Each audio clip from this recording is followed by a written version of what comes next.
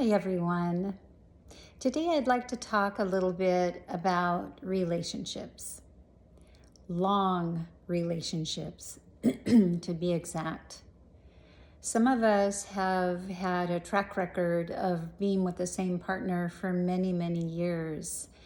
And it is not something that has a playbook or a manual. And as many people know, and as probably anybody in a long-term relationship will tell you, it is full of compromise to be able to make it lots of years.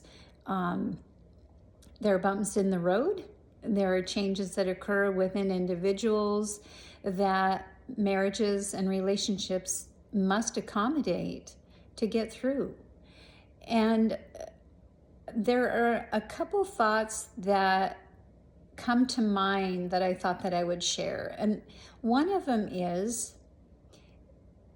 along the lines of compromise, we cannot compromise everything. And let me explain. When you are a person who values something as a core value, something that is really, really close to your heart, that is part of your own integrity, this is not something that we can let go of and remain happy in a relationship if that's something that we are compromising, giving away for our partner. Things such as having a child or not having a child.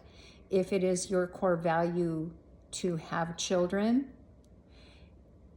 you are not going to be able to compromise something of that magnitude away.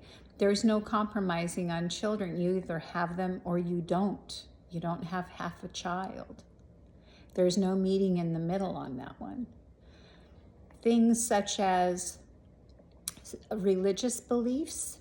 Sometimes people are able to meet in the middle on that. And for example, if a person is a Catholic and another person is Jewish, they may be able to go, well, we both believe in God, right? And we may have a different version of what we believe happened with respect to Jesus. One of us may believe that he is the Son of God. The other one may not adhere to that belief, but we both have a common ground in that we believe in God. But if you have somebody who is completely atheist and another person who is very, very spiritual and a very strong believer in a greater power, that is a hard place of compromise. And those are very core values, especially I think the people who have a great belief in a higher power.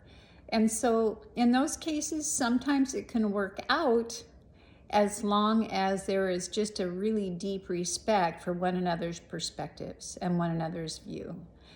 And on occasion, hearts can be softened and, folks can meet a little closer in the middle on some of those things as well. But the core value things, those are biggies. You can't give away things that are really deeply integrated in your being. And the ones, like I said, that come to mind are whether or not to have children and what your belief system is around spirituality. My husband and I both love children, and I think he would have had a house full if I would have been okay with that. He's from a very large family and the oldest child. And so here's a gentleman and he was born a twin, so he was never without kids in his life, even from the very beginning. He loves children.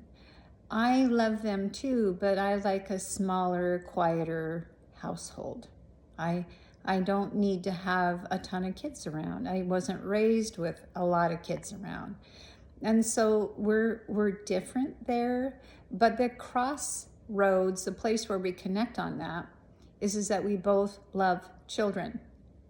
I love my kids and my grandkids, and I can't imagine not having had them. It would have been completely different had I not wanted them and him wanted them, or of course, vice versa. So that's one of the things that I think people ought to ponder before they set off on trying to work out a relationship and think about living long-term together, marriage or otherwise, just having their commitment to one another, because those are a couple biggies. And further on down the line, I realized that the way to know if you're doing it right, the way to know if you are really with the right person, isn't about only the romance. It isn't about only the connectedness and the security and the companionship. Those things are all very important. But it comes down to a distilled question, I think. And that is, if you ask yourself, has my life been better by having had this person in it than it would be if I had not had them? Am I living a better life? I don't mean a fancier life or a wealthier life. I don't mean that. I mean the whole package. When you look at that person and you ask yourself, has my life been better by having had this person in it with me than it would have been without them in it with me? And if the answer is yes, you're probably doing something right. And you probably have found a person who is able to either accommodate or complement your core values, and you are probably doing the same for them. Anyway, cheers to good long relationships. We just keep plugging away and we just appreciate one another. Take care.